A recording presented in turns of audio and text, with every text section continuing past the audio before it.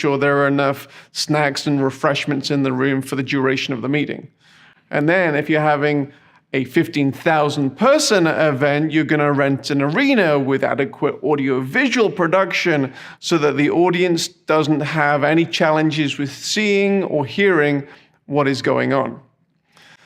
Now, similar principles are true for online events, and yet sometimes the production elements for online events are not thought through thoroughly. WebRTC, that's Web Real-Time Conversations, and other video conferencing applications that you'll be aware of are amazing tools for real-time interactions. However, their strength is in connecting individuals through low-latency video connections. And that's usually for small numbers of people and not for broadcasting a high-quality message to thousands. Now, if you're having a 15-person boardroom meeting and you wish to take it online, then utilizing such WebRTC, Zoom-type applications is the right choice.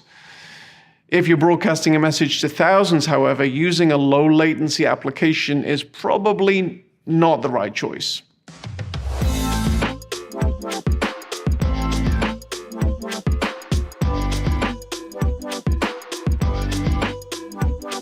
Now, the first answer to this question is production value. If an individual is invited to present a TED Talk type presentation, there will often be nerves involved. The individual has to get the presentation just right. There are numerous books on the market of how a person can do this effectively.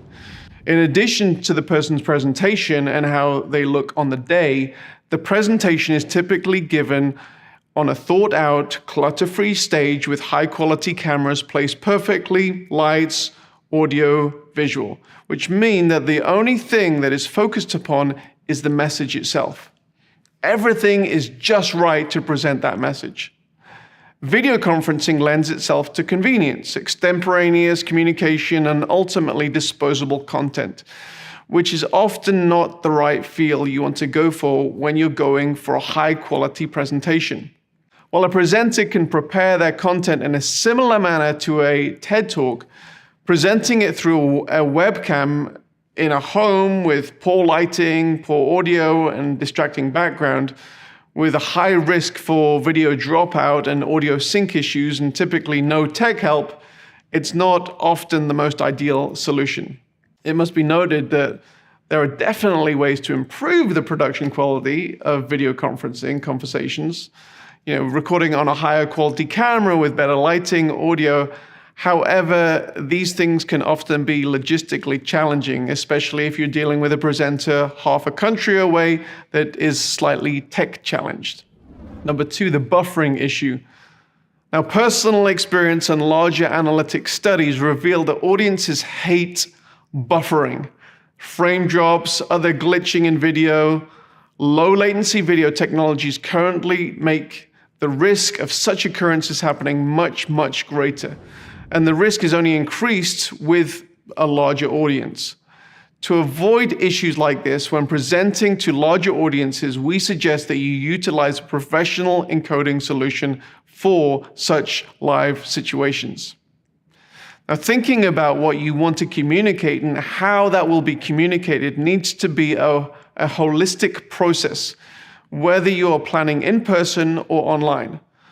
What is the content? How is it presented via video? i.e., what is the production quality? And what platform you are using to present it are all relevant questions to answer.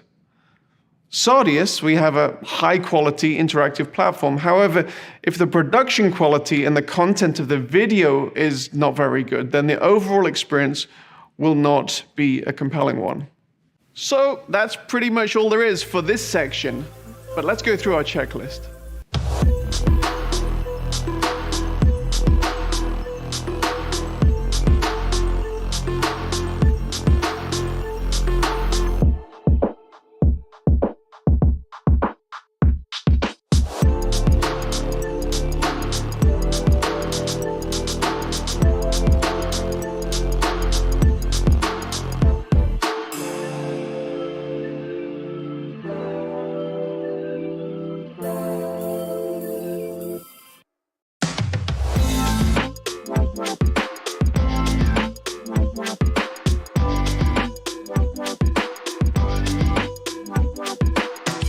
In this session, we're going to be talking about a subject that may seem very administrative, and that's registration. In actual fact, the conversation you have around this very issue actually determines a whole lot about your event and your attendees' experience. So let's jump in. Determining whether your event should have a registration wall is one of the first practical considerations in building your event, as this will be the first thing that is built. It may be true that you can attract a bigger audience on social platforms such as Facebook or YouTube in a short period of time for relatively little cost, but the challenge with this approach is that it's Facebook and YouTube that are the ones who reap the benefits of knowing and serving your audience rather than you. The future of all media delivery is undoubtedly increased customization for the viewer. And the real question you need to be asking right now is whether you want social media platforms to be the one getting to know and serve your audience, or whether you want to be the ones doing that. Registration walls, whether they are paid or free, undoubtedly place a barrier of entry in front of any audience, and a barrier that undoubtedly reduces the amount of attendees. But on the flip side, it also significantly increases the attendees' commitment to your event and to your cause. It communicates a level of exclusivity which is often desirable, and it can significantly cover the costs of your event. Social media strategy should certainly be a component of your overall marketing strategy. However, limiting your content delivery to a single platform decreases your ability to know and to serve your audience effectively. One of the key strategies that we advise at Sardius is to host your event at your own URL and thereby increase awareness of your website and your online community. Sardius will typically host your event at a subdomain of your URL. For example, we often put like a subdomain watch.yourhomepage.com. This integrates with your online home and cements this location as a place for you to serve and interact with your audience effectively. We often advise you to use your social media channels not only to engage your audience with your message and market the event, but also to add value through broadcasting introductory or maybe free public-facing plenary or breakout sessions, which ultimately then point back to your event URL address. And maybe we say clip out certain highlights throughout the event and throw it onto your social media channels. If you don't have an extensive social media presence, it might be advisable to utilize some channels of friends, maybe sponsors or other friends that do have a significant online social media presence. And in that way, you can syndicate valuable content, which can ultimately grow your audience. Now, once you've determined that you wish to create a registered event, another key component to this decision is whether the event will include a paywall or not, and also what type of information you need to collect during this registration process. So we'll go through a few of those type of events. Let's look firstly at the free event registration. Now, that might be as simple as collecting the email addresses and names of your attendees, and some clients even provide the main sessions of the broadcast completely for free with no registration at all, but then offer many of the features of interactivity, the breakouts, maybe the charge for my event. Now, a paywall doesn't always mean that you have to sell tickets. An alternate option could be a voluntary suggested donation for the event, especially in the case of nonprofits, which technically for us works in much the same way as a ticket sale. Many event organizers will not actually cover the costs of the event simply through ticket sales, but with revenue from other sources coming from sponsors, donations, and other ancillary revenue channels during the event. Every event is different. For one portion of high demand, high ticket price events, paying the event bill is never a challenge. But for another portion of event producers, breaking even may be a very high priority for you. Now, as you would expect, the normal rule of supply and demand applied to your ticket sales. Now, more information at registration and higher ticket prices will typically lead to fewer people making a commitment and going through with a purchase. Another consideration that is often relevant for nonprofit events is that when you sell tickets, there is a requisite expectation created related to your event of a certain level of quality in the deliverables, which often includes a high-touch customer service necessity. And therefore, such organizations may choose the route of a suggested donation for a ticket instead. Now, there isn't a right or wrong approach in answering these questions. However, you should consider them alongside your main event metrics as you build your registration. The next section we're going to look at is gathering the right information for you. With any type of ticketing, you will need to determine the fields of information you wish to collect. These may include information necessary for registration and the smooth running of your event, information necessary to create a user profile in the event, and any other marketing information that is helpful for you. I'm just going to run through a list of examples of fields that you may consider, and we'll bring it up on the graphic. Name, your first and last name, email address, a full physical address, a partial physical address, country, state, postal code, telephone number, maybe social media links, a short bio, a profile picture of the attendee, a type of ticket required. You may want to suggest different types of audience journeys throughout the event. You may want to have a field for promotional codes, credit card information, and custom marketing questions and opt-ins. As we look at these fields, one of the questions that comes up, should I be concerned about privacy issues in collecting this data? As more and more companies have profited from using the personally identifiable information, PII, of their constituents, privacy concerns have become an increasing concern for any online endeavor. Now, in many countries around the world, legal frameworks have been created to protect citizens from the unscrupulous practices of certain online companies. Now, even if privacy concerns are something that you have never considered before, it's important, if you have an online presence and you collect any kind of personally identifiable information, that you give it a little bit of thought. If you have a web or an app presence, now would be a good time to develop your own privacy policy, terms of service, and perhaps a cookie policy to communicate that you are not one of those unscrupulous organizations who are going to sell data to the highest bidder.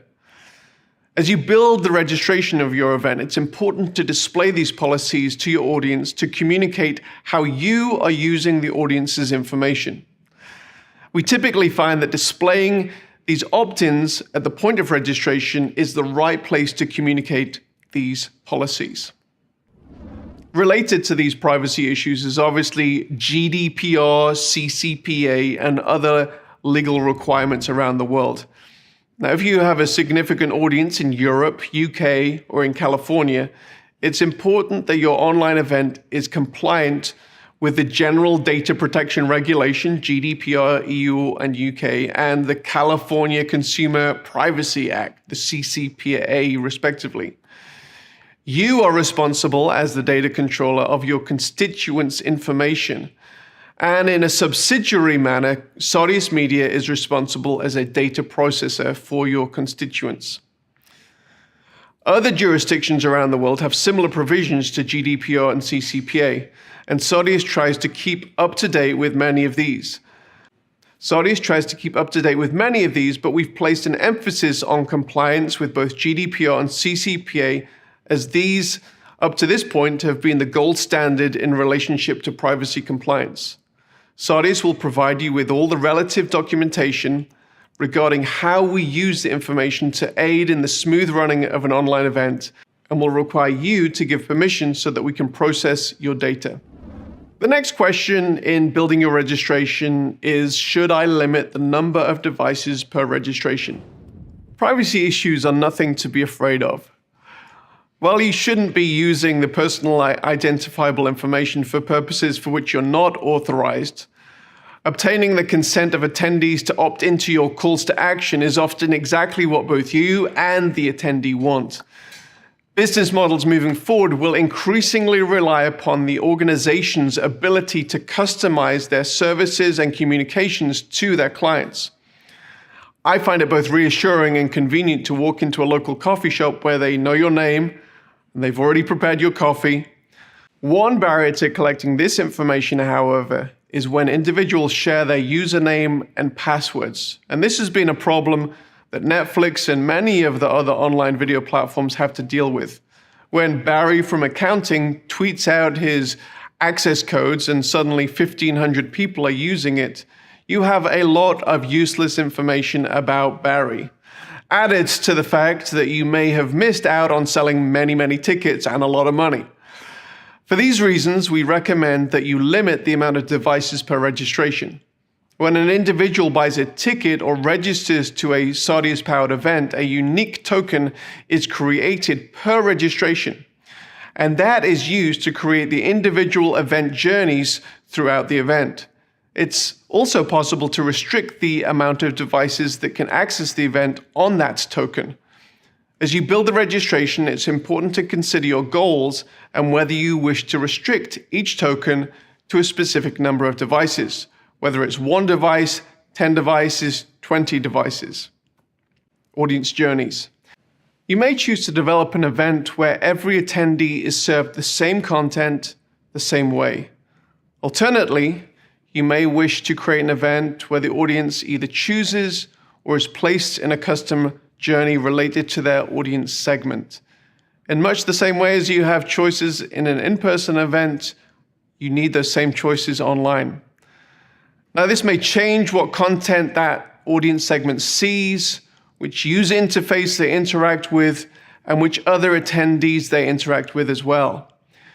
You may build an event where attendees get to choose what components of the event they wish to participate in and when they want to participate in it after they've entered the event, or these choices may be made by the audience during that registration process. I'm going to run through a few examples of choices that the audience can make either before registration or after registration. The first one is audience segment. Do you have a leaders track and a youth segment and a VIP segment that needs to be served different experiences, different content than the general audience? This might be determined by a ticket type in the registration process. Secondly, breakouts. Do you have multiple breakout sessions in your event, some of which should be attended by different affinity groups? Again, it is possible for individuals to opt in to this right journey for them in the registration process and therefore make an indication of which breakout they will attend at that point. Chat watch parties. In larger events, it's not advisable to have the entire audience in one chat window. Obviously, depending on how interactive the audience is. As a rule of thumb, I always say if you have an audience over 1,000, you may consider breaking your audience into watch parties by maybe geographic region or affinity group. Selecting skilled and appropriate moderators in your watch parties can add a significant value to your event. Moderators might be subject matter experts, maybe regional representatives, or maybe in a church it might be a group pastor or a cell group leader. It's also sometimes advisable to include the actual presenter in the watch party if the video being played is actually played simulated live. And so you add that live component to the event, and so people can ask questions on the fly. One-on-one meetings is another component. Part of any event are exclusive experiences.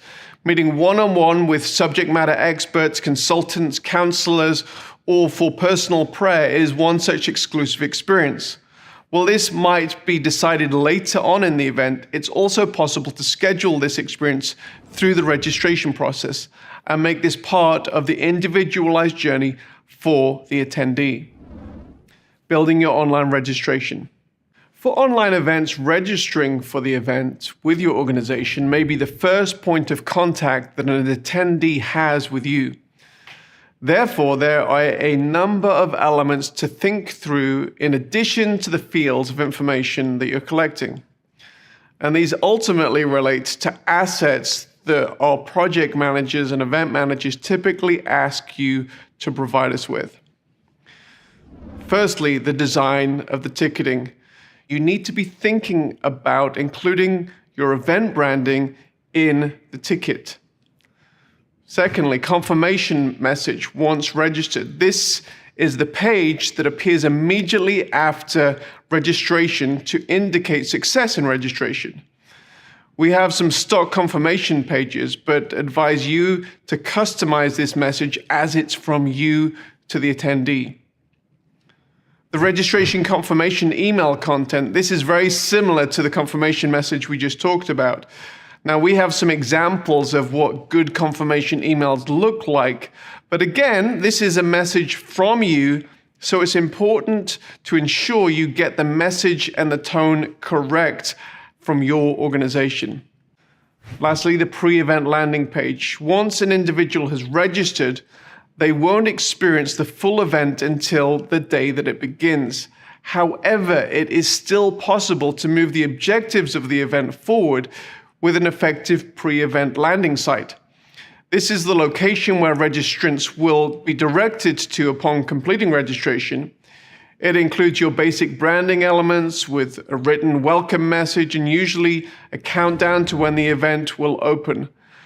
We also advise that in addition to any text, you include a welcome video, which can help orient your audience regarding what to expect at the event, as well as creating excitement and maybe pointing people to a specific call to action that you may have in that pre-event build-up period. This might be a temporary landing page until the event watch page is created. Now let's talk about collecting money for a moment. A number of ticketing services out there handle the payment processing of an event for a significant fee, which is often taken off the top of the monies collected before the remainder then reaches you. Now, we at Sardius operate on a different model, and that's a bring your own Stripe account approach. This means that you will pay the percentage transaction fee, maybe that 2 to 3%, and then receive the income directly from your audience to your bank account. The next question is, when should I open registration? Now, some organizations have established behaviors concerning when they open registration for their events, and it would create confusion to their audience if they veered from this course. However, when no such general behavior has been established, a common question that is often asked is when registration should be opened. Now, while many aspects of a physical event and an online event are transferable, this is one area that must have a few different considerations. An in-person event will often require the audience to take time off work, or at least their day-to-day schedule if it's an internal organizational event. This often requires much more forward planning, including travel, accommodation arrangements. For this reason, it's often important to open event ticketing up to a year or more in advance for an in-person event. Added to this is the fact that an in-person event often has limited capacity at every level of the event, which could add the motivation to buy early. Now, an online event does not invade as much of the day-to-day schedule of an audience, a fact that must be considered when creating the event schedule if it's entirely online. And therefore, opening up the registration closer to the event and building a clear communication plan from the start of the registration to the end of the event and beyond is something that should be considered. For hybrid events, you may even consider opening up the online portion of the registration later than the in-person portion. While you can still utilize early bird pricing in online events have no real space limitations for the size of an audience. While you can utilize early bird pricing in online events really have no space limitations for the size of the audience. This doesn't mean that an event should have an unlimited registration. Unique limited experiences based on human limitations of breakout watch parties or VIP one-on-one consultations may create that exclusivity that is often a big selling point for an in-person event. So that's pretty much all there is for this section. So let's go through our checklist.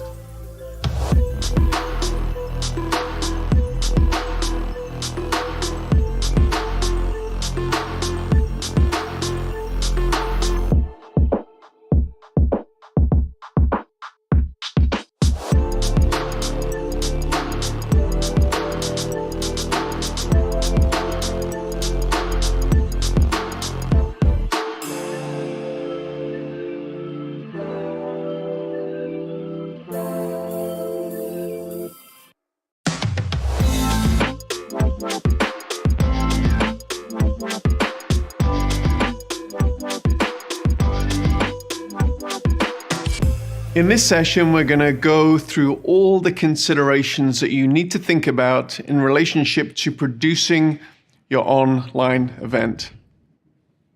When you design a large in-person event, much thought is often given not only to the content that is delivered from the stage in the main plenaries, but also to the design of the stage and the main auditorium.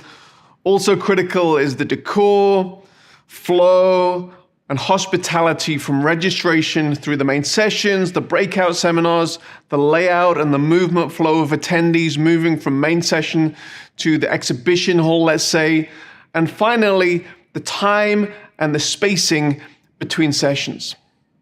All of this process, along with thousands of other considerations unique to your organization, takes time and consideration.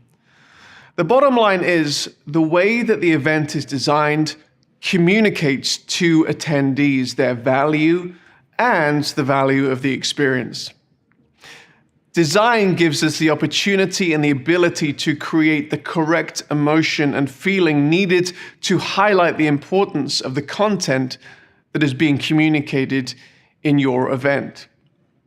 Now, similar motivations must guide the approach to designing an online event. An amazing brand contained with killer design, implemented with a highly intuitive user experience, will create the difference between a good and a great event. Creating this wow factor, as we like to call it, is something that will create that difference. Your audience is typically part of your tribe. They've come to your URL to experience your event. Now, while your audience could experience your broadcast within the context of a social media platform or even a cookie-cutter platform, in such scenarios, often the platform itself becomes a dominant part of the experience. You are in essence meeting in, say, Facebook's building rather than your own. Now, those of the utilitarian mindset may not care for this design aspect, yet I believe, and all of us at the Sardius team believe, that it's important to think about the following components in a similar way to the way that you would consider the component parts of an in-person event. Considering the video, the user interface, which we call the UI, which is typically more about the design aspect, the user experience, or UX, which is typically more about the functionality of the platform, as well as the timing of the overall presentation that altogether determines the quality and the wow factor of your event. Now, Sardius can adopt a number of approaches when it comes to design and UI and the whole graphic design process. The first approach that we take is that we do everything. Sardius always provides the user experience functionality related to how the event works, and we can also offer professional design services, which can be limited to simply the user interface of the main watch experience, but could also be extended to creating a unique brand guide with logos, graphical assets, motion graphic assets to avoid the workload for many busy design departments, or create a unique interface for smaller organizations that may or may not have a design department. Approach 2 is that you rely for graphic design on your tried and tested in-house designers or design agency. We are very intimately aware of the visceral effect of design and how much brand and design matter to design teams and agencies of so many of the larger organizations that we work with. Outsourcing design to a new company for what may be a large communication opportunity for your organization may not be the road that you want to travel at this particular time. And that's perfectly fine.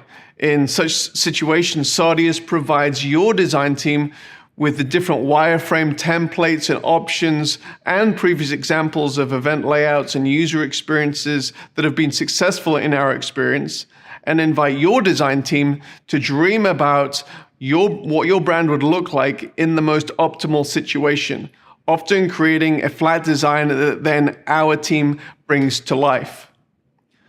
The third approach is a more modular approach for perhaps more budget-minded clients. For those more conscious of time and budget, there are also more modular approaches that we can offer in this situation, giving you dimensions of some of the design elements that are needed to be populated for an event. In this case, it will still feel like you customized, as you will be responsible for colors, images, and design elements. However, it is a stripped down approach.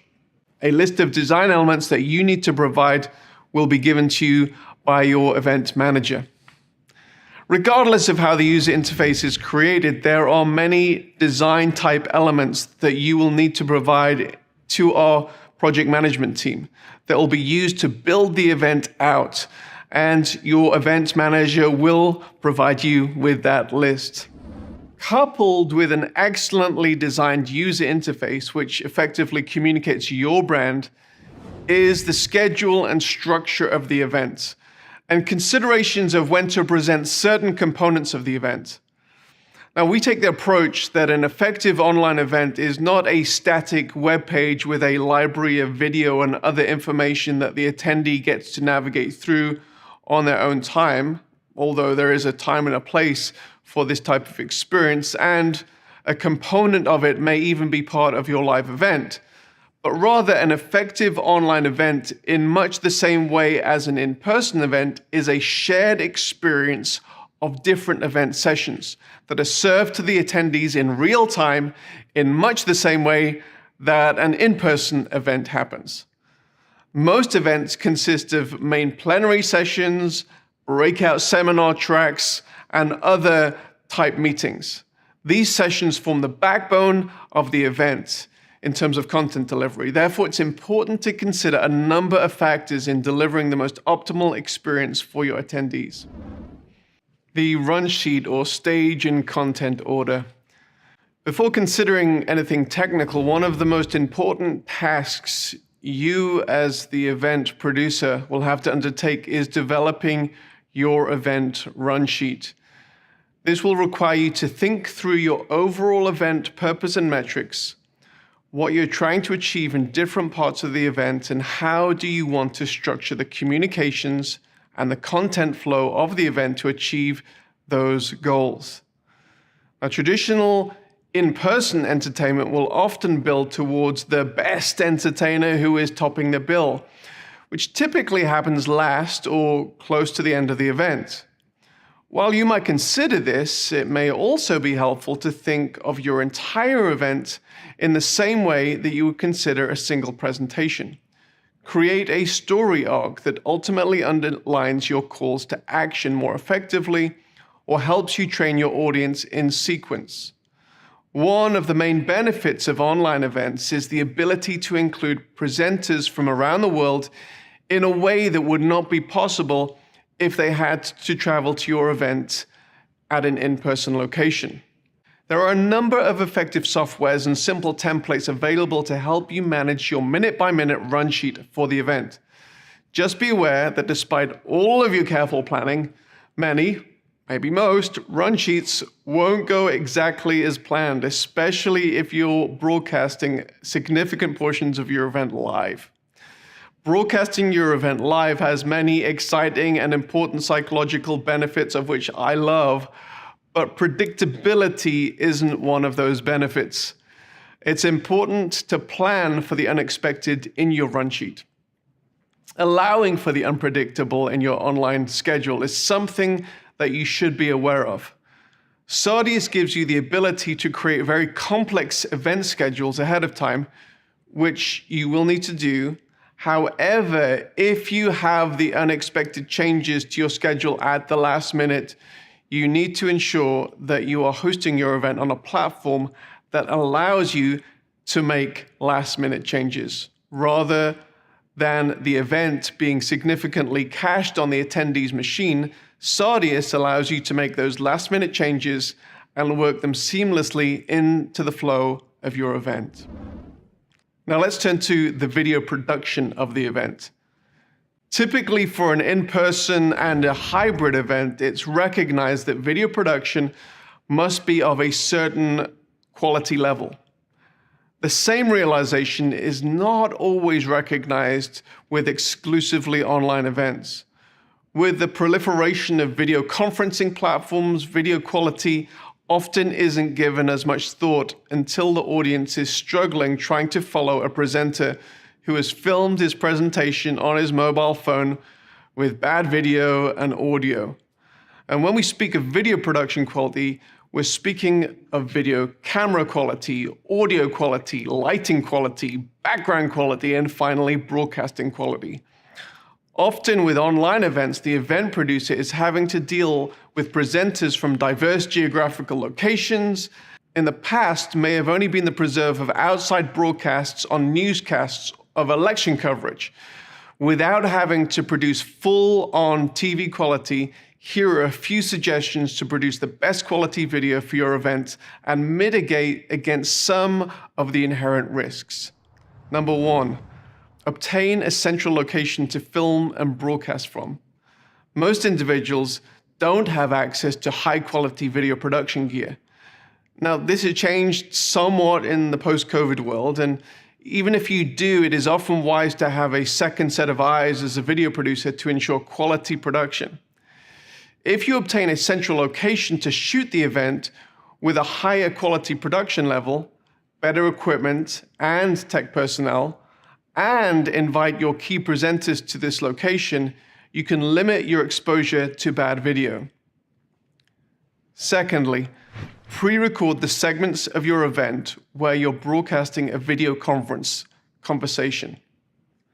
There may be legitimate reasons why you need to broadcast a low latency video connection live. For example, if you require a live feedback interaction with the audience. If you don't, it may be wise to pre-record this segment, which gives you the ability to get better quality video, which could possibly be edited if there are any mistakes or video dropouts. Thirdly, ensure key presenters have better quality video recording and broadcasting equipment. The success of your events may be dependent upon certain key presenters. If they cannot be at the central location, then try and ensure that they have access to better quality video production. This might involve them traveling to a studio close to them, or it may involve providing them with better cameras, lighting, audio, perhaps a backdrop that they can record their presentation independently. Even if it is part of a live video conference conversation, this can be edited for a later simulated live broadcast. Now let's talk about broadcasting and the live or the simulated live question. The subject of whether your event should be broadcast live or pre-recorded and broadcast at a simulated live event is highly connected to the structure of your event. Having bad video can be a make or break for an online event. Therefore, this is a consistent question that the Sardius team discusses with our clients. There are a number of pros and cons to each approach. Let's talk about live. But it is these very limitations that make live events popular. It creates a psychological buzz, it results in bigger audiences, and it creates the ability to create finances through mechanisms like pay-per-view. You only have to look at the audiences for live sporting events to realize that there is a massive benefit in watching live versus the simulated live broadcast several hours later. Now, even outside of the sporting realm, live broadcasts have a certain cachet that results in bigger audiences, and despite the inherent risks involved, which we'll talk about, they give you some opportunities that are not available with simulated live or video on demand. These largely boil down to live audience engagement. And this includes interaction with questions from the audience who are posting in chat or via video conferencing, the ability to poll or to ask your audience questions and get in-the-moment responses. The risks connected to live broadcasting are related to two main factors. The first of these is the unpredictable and complex nature of an event schedule, which can mean a much bigger production budget to ensure that there are no errors in the broadcast. Secondly, the reliability of your broadcast setup, which may include all your video conferencing connections, but it's mainly related to your video streaming encoding solution and your internet connection. While Sardius can and does work with many encoding solutions, there are a few that we recommend depending on the nature of your event. These include Resi, Haivision, Telestream, and a few more that we can talk about. If you're unfamiliar with the world of web streaming, it may be advisable for Sardius to handle the streaming portion of your event.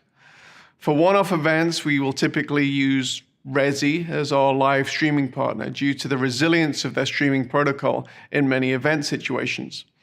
One of the most frustrating possibilities in a live streamed event is the audience having to deal with buffering issues.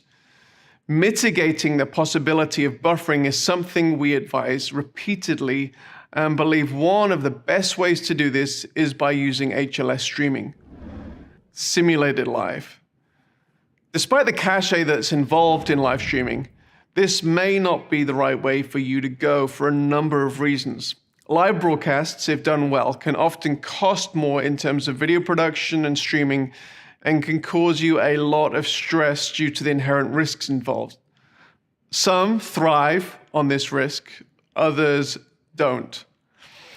Another approach can be to pre-record your program and then broadcast it as if it's live. This is often called a simulated or sim live broadcast. If you are not interacting live with your audience and there is no difference between what your live broadcast would look like and a broadcast that is pre-recorded, there are a number of benefits. Added to the reduced risk and potentially reduced cost, it also gives you an opportunity to broadcast at times that are convenient for your audience across different times of the day and even different time zones. Simulated live broadcasts also give your presenters an ability to interact in real time with the audience within the chat window, which can actually make an extremely compelling experience. They are presenting by video, but they are responding in real time in chat. Let's talk about copyrights for a moment. It's important in building your event that you have the correct permissions to broadcast the content your schedule dictates to your audience for the duration of the time that you wish to broadcast. This means it's important, if you intend to live broadcast and keep the archive of the session afterwards, that you have the correct permissions of the on-camera individuals. If you're broadcasting music, it's important that you obtain the correct performance and broadcast permissions ahead of time. If you need help navigating this, you can talk with your Sardius event manager who can point you in the right direction.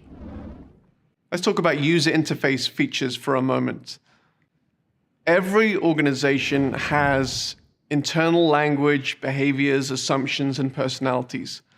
Operating within an organization for an extended period can blind you to such internalized communication. Yet this can be confusing to visitors and new attendees to your event. There are simple methods of presenting information that can provide clarity and context to your event and which can orient your audience to help them quickly understand what is going on and ultimately help them understand you. These components include bios, Who is presenting now? Why should I listen to them? How can I connect with them through social links and other web calls to action? And how does their inclusion in the event add to the overall purpose of the event?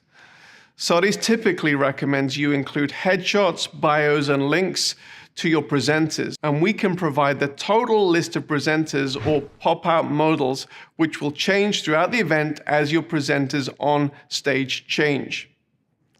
Secondly, the schedule. Providing a clear schedule for the event is a must. We typically do this two ways, with an at-a-glance approach as well as providing an interactive timeline under the main video player, which progresses throughout the event and gives the ability for the audience to see where they are at within the context of the whole event. Calls to action, or CTAs, are highly related to your main purpose and the metrics of success for your event. These should generally be decided ahead of time.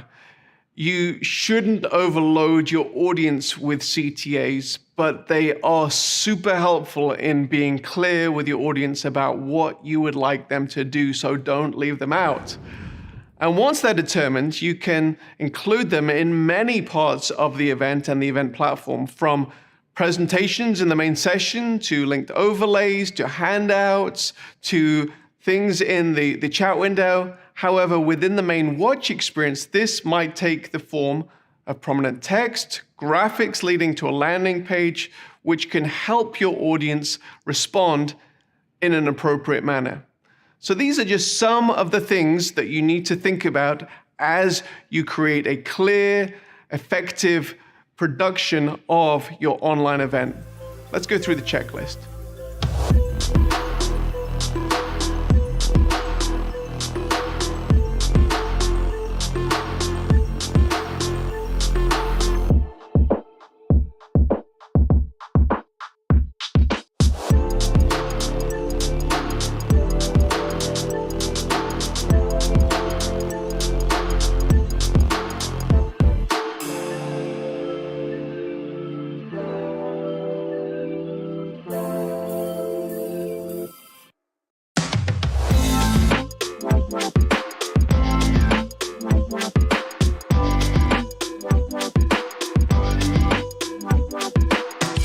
In this session, we want to take some time to discover how you can get your audience involved in the event.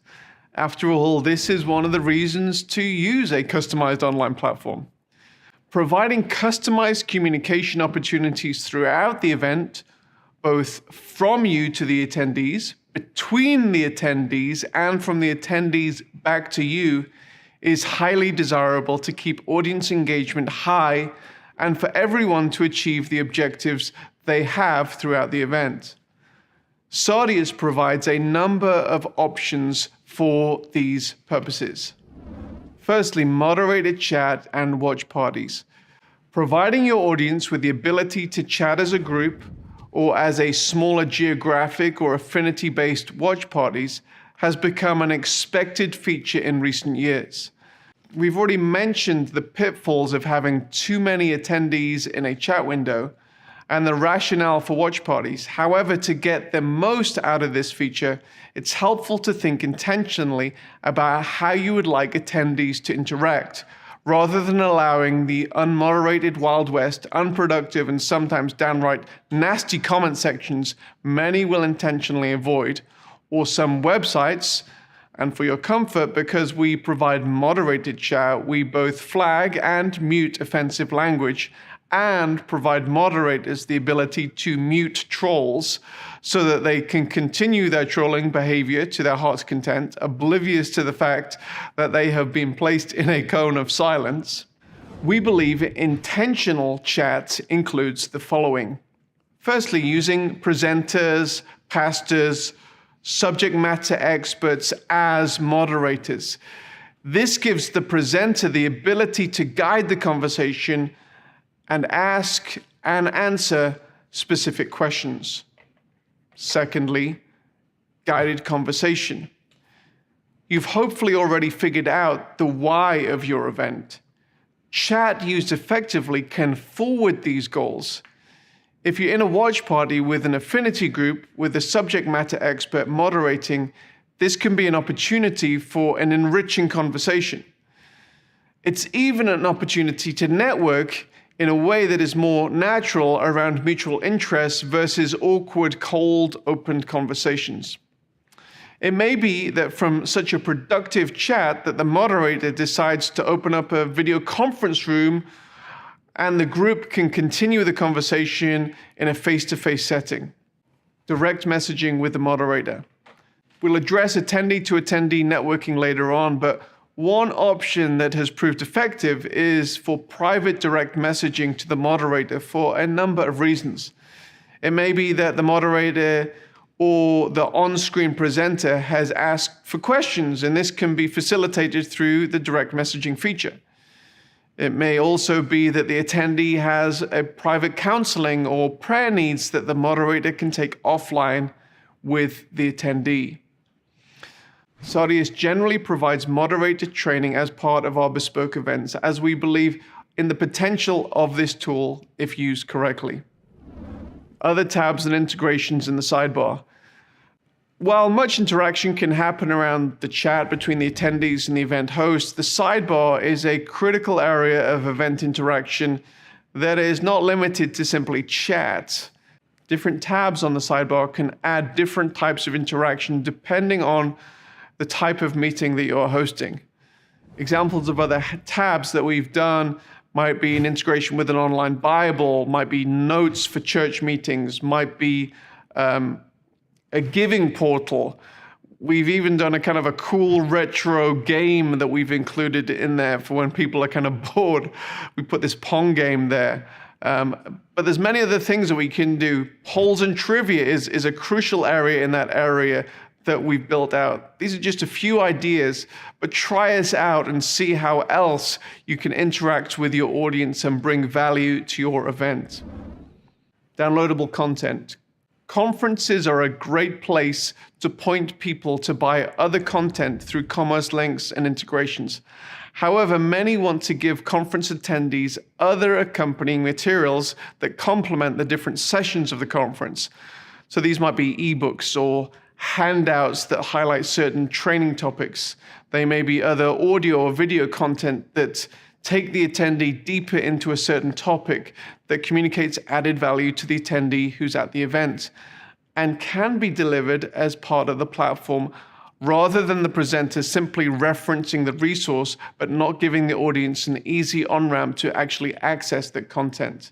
Typically, we have that around the video window, so it's an easy click to download that content. Polls and trivia. One of the benefits of live broadcasting your event is the ability to directly engage with the audience in real time. This means that the audience can ask you questions in real time, but it also means that you can ask questions of the audience and then interact with those answers. This may be through traditionally polling on issues that are important to your mission, or it may even be through trivia competitions where there is a prize at stake. Keeping your audience on their toes through a degree of gamification may not be the worst idea in the world. Overlays. In many event scenarios, it's helpful to include a degree of video graphics over the video. This might be lower thirds describing who is speaking now. It might be a logo placed at the top corner of the video. It might be a call to action for giving campaign. It might be a call to buy a product, the latest book of the speaker. While it looks good to include these graphics, it's also helpful if such overlays can include a hyperlink to the specific call to action that is being highlighted at that particular moment. The Saudius platform offers the event producer the ability to schedule such hyperlinked overlays or simply to trigger them in the moment when the call to action is happening. Even if the trigger is spontaneous, such overlays need forward planning and creating so that the presentation can be seamless. In some events, you may have already created custom animated graphics that are already embedded within the video. It's still possible to make such graphics interactive by creating transparent hyperlinks to place over the in-video graphics. So these are just a few of the ideas of how you can get this interactivity between your audience, yourself, and between your audience. We'll cover networking in a future session, but let's go over the checklist now.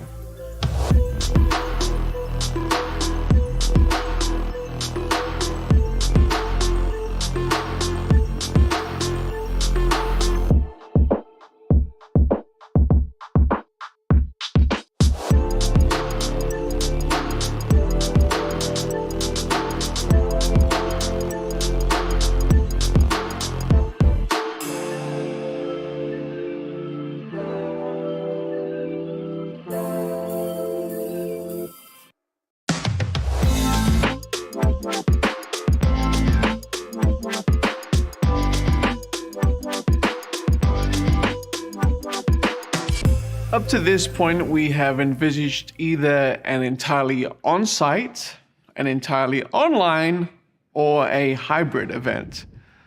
However, there is another option that has become increasingly popular, and that is to offer physical or online host sites. What's a host site? A host site may be a home, a church, an office, or any other location where attendees can gather in smaller groups to participate in the event. Providing an excellent host site experience, like every other component of a world-changing event, needs intentionality. We will leave the hospitality and the in-person network elements to one side for now, and focus on the broadcast and the online components. The first thing that is important to ensure at your host site is that you have good video and audio quality. This might be as simple as casting the video player onto a large TV screen in a home or an office.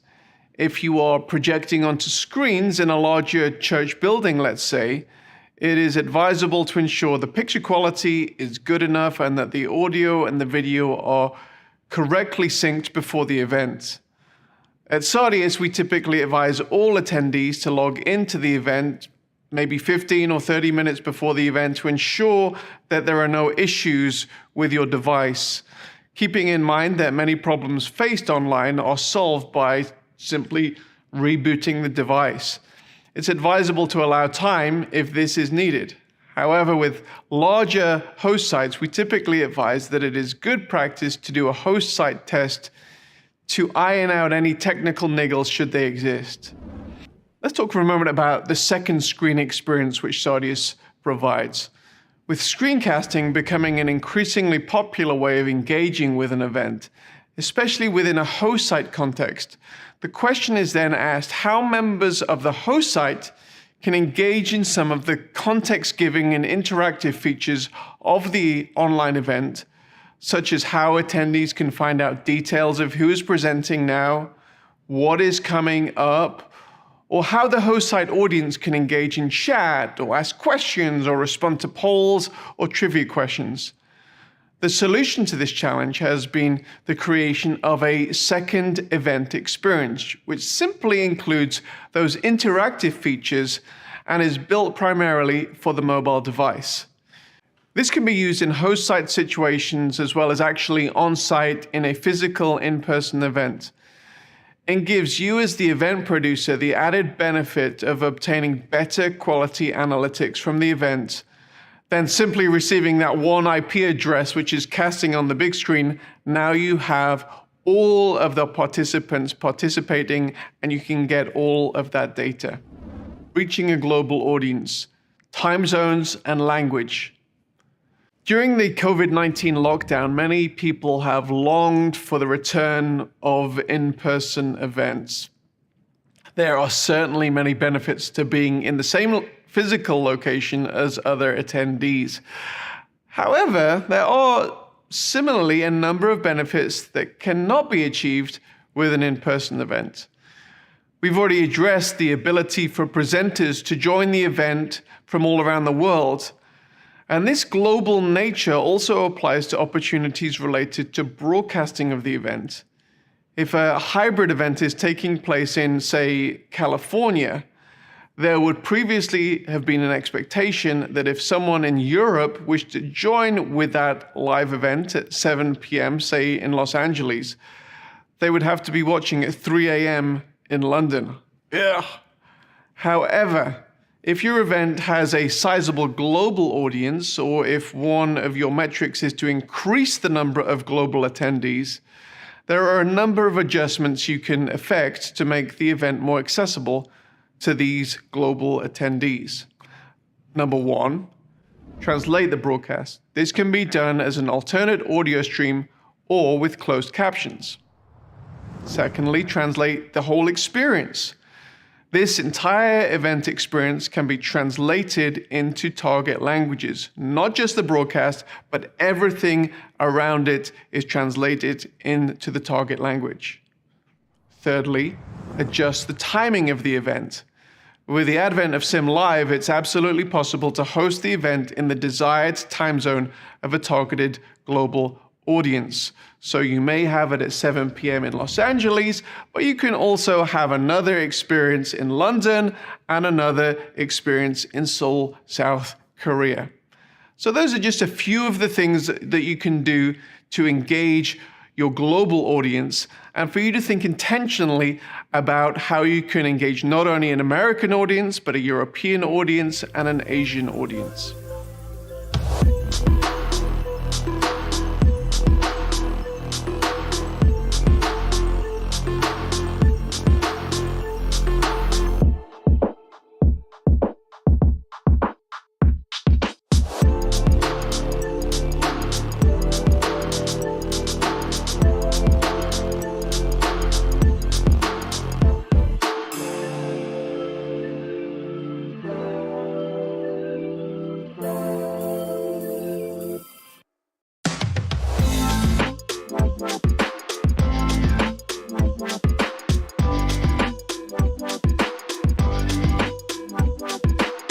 Networking is one of the principal goals of many events. The question of how you can effectively connect with the right people at the right time is something that Sadeas is trying to perfect on an ongoing basis. There are often a number of motivations that attendees have in coming to events. For some who are power networkers, they are often there essentially to sell, whether it's themselves, their products, or even their ideas. For others, they are on a discovery mission to find the best solutions to their challenges. Some are highly motivated to meet with the people they need to meet with, and others want to simply lurk and not network at all. Satisfying the needs of all types can be a challenge.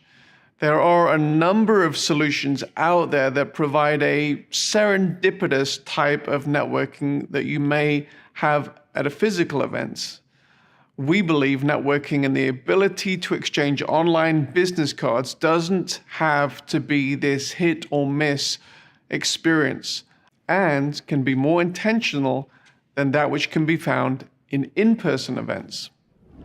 One component of networking in an online event is networking around ideas or on the basis of geographic location or affinity group. And we've already looked at this a little bit when we looked at watch parties in the main plenary sessions or breakout rooms. This is a great way to engage around ideas or unique challenges for individuals in geographic locations. And somebody says something that you like, and you can respond to them and actually network around those ideas. This is a great way of networking, and I might add, it's not really easy to implement that as a feature in a physical event. Another way to network is in the exhibition hall itself. The exhibition hall is known by various names: Expo, Sponsor Hall, Resource Center. This is a component of an event that can provide a main funding mechanism for the event producer. And in much the same way as a physical exhibition does, in the virtual experience that the Sadeas platform provides, sponsors have the opportunity to upload promotional videos and other materials that they would often have at a physical booth, as well as including links to other online resources. The chat window on the sponsor page allows for general discussion and networking around the services that the sponsor offers in real time. And then people can go on to have further one-on-one video conversation. For further, more direct, intimate conversation, people can go into a chat room and talk one-on-one. So that's pretty much all there is for this section. So let's go through our checklist.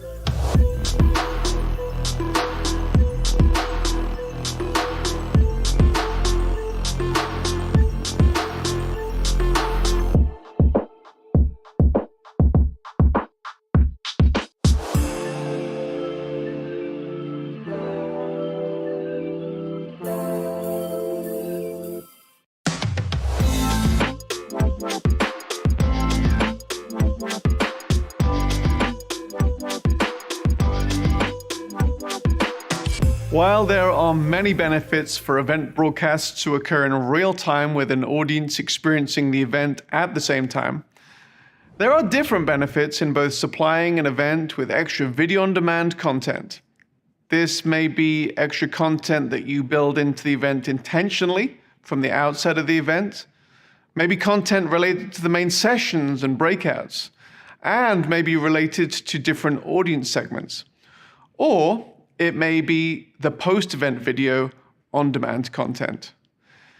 It's helpful for you to give some thought regarding how you would like the event to look after the live portion of the event is over. The immediate purpose for video on-demand content is as a catch-up service so that your attendees don't miss the content that has just occurred. This may be through including a basic DVR functionality on the live player, or having video-on-demand archives available to access immediately after the session. For catch-up purposes, you will often find that people will access this archive content close to the event. However, this demand will often gradually tail off. While you can archive your content by event session 1, 2, 3, 4, if your event has a strong speaker lineup and subject flow, it may be wise to include video archives that can be organized by speaker, by topic, or by any other genre of metadata that you've selected. Our experience shows that even old archival content can be resurrected with new demand if placed in the right setting.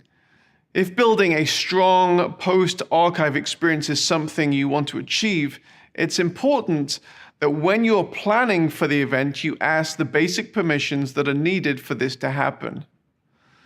On the Sardius platform, we will help you create what we call the quote-unquote post-event, which is what the event will look like to the event audience or any other audience who subsequently signs up to the event after it is finished. With this being the case, it's important to finish the event strongly and provide thought as to how you can maximize the benefit of the experience. Unlike an exclusively on-site, in-person event, a virtual event gives you the opportunity to create a more curated, ongoing experience for a much longer time after the actual live event has finished. Determining the right analytics. Now, this little part of our guide could have been placed near the beginning, as it goes hand in hand with determining your metrics of success. However, it is also typically the last part of the event. It's important with any event that you look back retrospectively and determine your successes and your failures, the areas that can be improved and the areas that need to be dispensed with in the future. With online events, it is in some ways easier to determine the level of engagement in each component of the event, as you have the ability to quantify to some degree how your audience engaged with each video and part of the event. There are a number of ways that Sardius sets up analytics. However, as with many aspects of the world-changing event, how you set up analytics is determined in many ways by what you need to see to establish whether the event has been successful. The analytics we receive are based on, firstly, player statistics. The built-in statistic engine on the Sardius platform is focused on stats around the video players in your event. This means that there are many and varied analytics around the demographics of who watched your video content, where they watched it from, on what device they watched it on, how long they watched it for, which content they skipped, and which they engaged in. In addition to those video player analytics, you can also get page analytics. We also have this ability to apply your Google Analytics account to different components of the event. This also includes your sponsor's ability to include their Google Analytics account on their sponsor experience, which gives you the ability to track page views versus player views. This can give you the ability to track how many individuals click through on certain calls to action. And some of these calls to action may be key to your key metrics in the event. Ultimately, there's no silver bullet to ensure without a shadow of a doubt that your event will be successful. There's inherent risk involved in pretty much everything in life. However, if you follow the steps outlined in this guide, you have a much greater chance of not only knowing what you want to achieve, but actually achieving it. Obviously, as the size and the complexity of your event grows, the checklists of tasks to complete the event successfully will grow. If you're already a Sardius client, our event management team is waiting to get into those many lists of tasks that have to be completed so that you will have a world-changing event. If you're not a client, our business development team is really open to having a conversation about whether Sardius is the right platform for you at this moment to take your event to the next level. No matter if you use Sardius or not, we're rooting for the success of your events and your organization. And I thank you so much for taking the time to go through this event guide.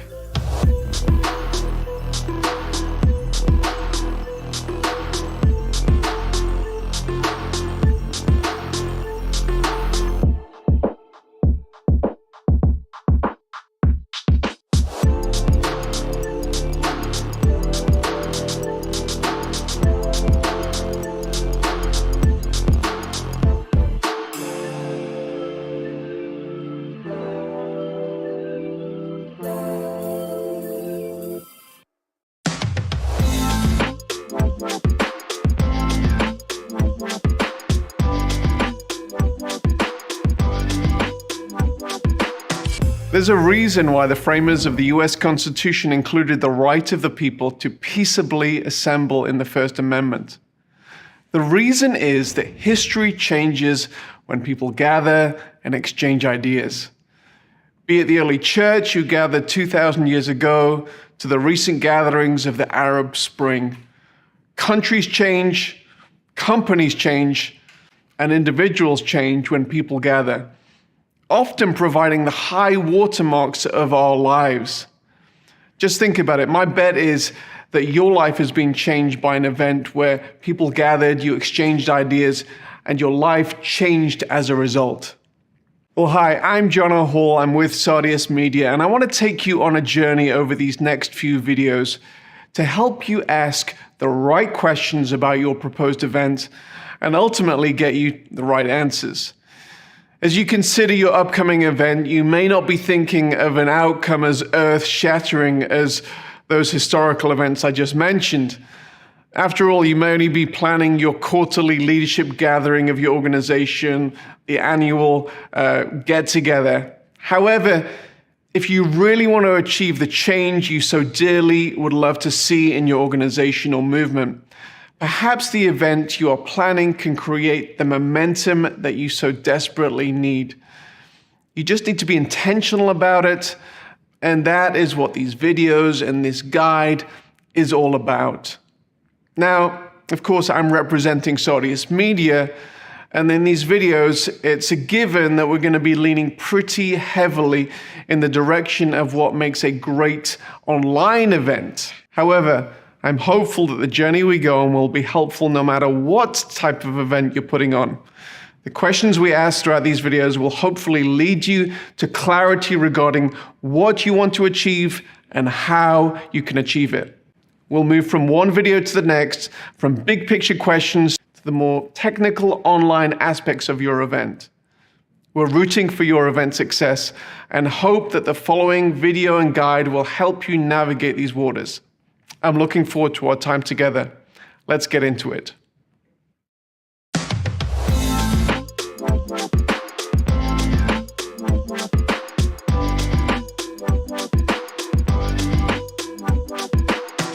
Often when you're starting to think about your event, you have something in your mind.